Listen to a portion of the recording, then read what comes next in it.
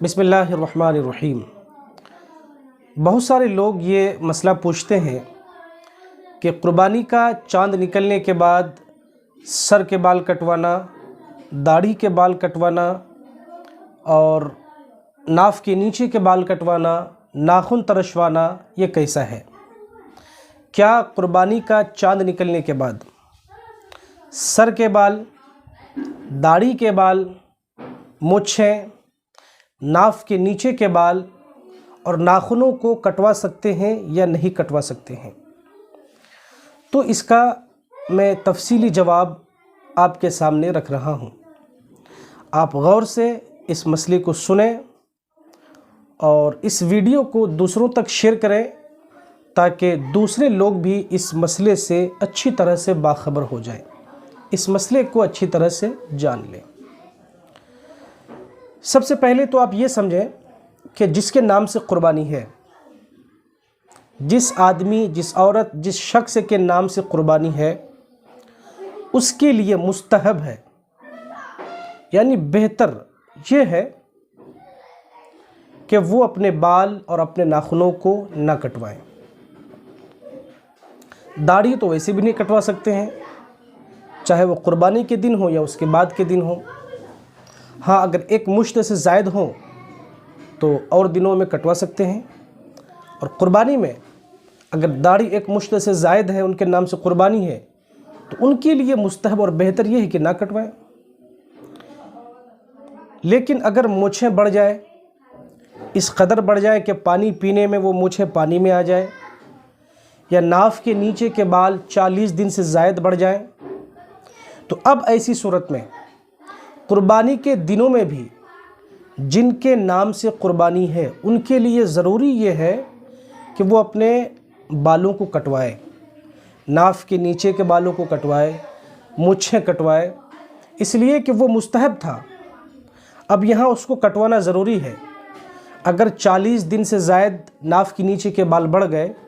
اگر اب وہ نہیں کٹواتا ہے تو یہ اس کے لیے گناہ ہے، اور نہ کٹوانا مستحب تھا اور نہیں کٹوانے میں گنہگار ہو رہا ہے، لہٰذا مستحب کو چھوڑ کر گناہ سے بچا جائے گا۔ تو آپ اس مسئلے کو اچھی طرح سمجھ گئے ہوں گے کہ جس کے نام سے قربانی ہے اس کے لیے مستحب اور بہتر یہ ہے کہ وہ اپنے بال، اپنے ناخنوں کو نہ کٹوائیں۔ لیکن اگر ناف کے نیچے کے بال یا مونچھیں 40 دن سے زائد ہو جائے، بڑھ جائے، تو ایسی صورت میں حکم یہ ہے کہ وہ اس کو کٹوائیں گے، اگرچہ اس کے نام سے قربانی ہو اور قربانی کا چاند نکل آیا ہو۔ ایسے ہی ناخن، اگر ناخن آپ کی اس قدر بڑھ جائے کہ اس میں میل کچیل جمع ہو جائے، گندگی اور گھن آتی ہو، یا وضو بنانے میں پانی صحیح طریقے سے پوروں تک، ناخن کے نیچے تک نہیں پہنچ سکتا ہو، تو اب ایسی صورت میں جس کے نام سے قربانی ہے اس کے لیے بھی اب ضروری یہ ہے کہ وہ اپنے ناخنوں کو کٹوا لے، اگرچہ قربانی کا چاند نکل آیا ہو۔ اس مسئلے کو سمجھنا ضروری ہے۔ بہت سارے لوگوں کو دیکھا جاتا ہے کہ اس کے نام سے قربانی ہے تو ناخن اس کے اس قدر بڑھے ہوئے ہوتے ہیں کہ گھن آتی ہے، لیکن انہیں مسئلہ نہیں معلوم ہے تو وہ قربانی کر کے ہی کٹواتے ہیں۔ حالانکہ مسئلہ کیا ہے؟ مسئلہ یہ ہے کہ اگر آپ کے ناخن اس قدر بڑھ جائیں کہ اس میں پانی صحیح طریقے سے پونوں تک نہیں پہنچ سکتا ہے، یا اس میں میل کچیل جمع ہو جائے، تو ایسی صورت میں حکم یہ ہے کہ آپ ناخنوں کو کٹوا لیں۔ اگر پانی صحیح طریقے سے پوروں تک، ناخن کے نیچے تک نہیں جائے گا تو آپ کا وضو مکمل نہیں ہوگا۔ جب آپ کا وضو مکمل نہیں ہوگا پھر آپ نماز کیسے پڑھ سکتے ہیں؟ اللہ کے نبی صلی اللہ علیہ وسلم کی حدیث مبارکہ ہے، الوضوء مفتاح الصلاۃ، وضو نماز کی کنجی ہے، اور جب کنجی ہی نہیں ہے تو تالا کیسے کھلے گا؟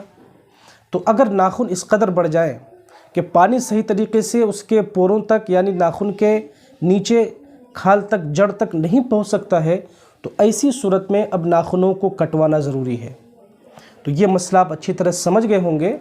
کہ جن کے نام سے قربانی ہے ان کے لیے مستحب یہ ہے کہ وہ نہ کٹوائے، لیکن اگر اس کے بال، ناف کے نیچے کے بال، مونچھیں، ناخن اس قدر بڑھ گئے ہیں کہ ناف کے نیچے کے بال 40 دن سے زائد ہو گئے، مونچھیں اس قدر بڑھ گئے کہ پانی پینے میں مونچھیں پانی تک آ جائے، اور ناخن اس قدر بڑھ گئے کہ پانی صحیح طریقے سے وضو بنانے میں نہیں پہنچ سکتا ہے، تو اب ان صورتوں میں جس کے نام سے قربانی ہے ان کے لیے ضروری یہ ہے، اگرچہ چاند نکل آیا ہو قربانی کا، اس کے لیے ضروری یہ ہے کہ وہ اپنے ناخنوں کو کٹوائے، اپنے مونچھیں کٹوائے اور ناف کے نیچے کے بال کٹوائیں، یہ ان کے لیے ضروری ہے۔ اس مسئلے کو آپ اچھی طرح سمجھ گئے ہوں گے۔ اگر اس کے باوجود بھی کہیں آپ کو کوئی ڈاؤٹ ہو، کوئی شک و شبہ ہو، کوئی مسئلہ اس میں کوئی چیز آپ کو سمجھ میں نہ آئی ہو، تو آپ کمنٹ باکس میں ضرور سوال کریں، انشاءاللہ اس کا بھی آپ کو جواب دیا جائے گا۔ اس ویڈیو کو زیادہ سے زیادہ لوگوں تک شیئر کریں تاکہ جو لوگ اس مسئلے کو نہیں جانتے ہیں وہ اچھی طریقے سے اس مسئلے کو جان لیں اور اس پر عمل کریں۔ بہت سارے لوگ یہ مسئلہ بھی پوچھتے ہیں، دریافت کرتے ہیں کہ کیا مرحومین کے نام سے قربانی کر سکتے ہیں؟ کیا حضور صلی اللہ علیہ وسلم کے نام سے قربانی کر سکتے ہیں؟ بزرگان دین، حضور غوث اعظم، حضور خواجہ غریب نواز، دیگر بزرگان دین کے نام سے قربانی کر سکتے ہیں یا نہیں کر سکتے ہیں؟ تو اس کا جواب یہ ہے کہ ہاں، مرحومین کے نام سے، بزرگان دین کے نام سے اور حضور صلی اللہ علیہ وسلم کے نام سے قربانی کر سکتے ہیں، قربانی ہو جائے گی۔ بہت سارے لوگ یہ مسئلہ پوچھتے ہیں کہ قربانی کے جانور میں عقیقہ کا حصہ ہو سکتا ہے یا نہیں ہو سکتا ہے، عقیقہ کی شرکت ہو سکتی ہے یا نہیں ہو سکتی ہے؟ اس کا جواب یہ ہے، قربانی کے بڑے جانور میں قربانی کے ساتھ عقیقہ کا بھی حصہ ہو سکتا ہے، کوئی حرج نہیں ہے، اس لیے کہ دونوں عبادت ہی کی نیت سے کی جاتی ہے۔ عقیقہ بھی عبادت کی نیت سے ہوتی ہے اور قربانی بھی عبادت کی نیت سے ہوتی ہے، لہٰذا ایک جانور میں عقیقہ اور قربانی دونوں حصے ہو سکتے ہیں۔ جرسی گائے کی قربانی کرنا کیسا ہے؟ یہ سوال بھی عام طور سے لوگ پوچھتے ہیں کہ جرسی گائے کی قربانی کرنا کیسا ہے؟ تو اس کا جواب یہ ہے کہ اگر جرسی گائے، اس کی پیدائش گائے کے پیٹ سے ہو، جو جرسی گائے ہے اس کی پیدائش اگر گائے کے پیٹ سے ہو تو اس کی قربانی ہو سکتی ہے، کوئی مسئلہ نہیں ہے، اس لیے کہ جانوروں میں جو نسب کا اعتبار ہوتا ہے وہ ماں کا ہوتا ہے، باپ کا نہیں ہوتا ہے۔ اب اگر وہ کسی گائے کے پیٹ سے اس کی پیدائش ہے اس جرسی گائے کی، تو اس کی قربانی ہو سکتی ہے، اس میں کوئی مسئلہ نہیں ہے، کوئی حرج نہیں ہے۔ بہت سارے لوگ یہ مسئلہ بھی دریافت کرتے ہیں کہ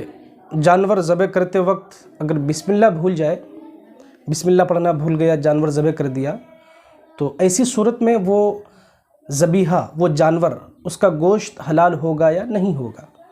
اس کا جواب یہ ہے کہ اگر بھول جائے،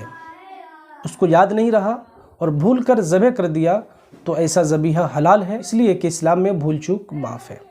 ہاں، اگر قصداً بسم اللہ چھوڑتا تو ایسی صورت میں وہ جانور حلال نہیں ہوتا، لیکن اس نے سہون چھوڑا ہے، یاد نہیں تھا اور ذبح کر دیا، ایسی صورت میں وہ جانور حلال ہے، اس میں کوئی حرج نہیں ہے۔ بہت سارے لوگ یہ مسئلہ بھی پوچھتے ہیں کہ مرد کی موجودگی میں عورت قربانی کر سکتی ہے یا نہیں کر سکتی ہے؟ اگر عورت نے قربانی کر دیا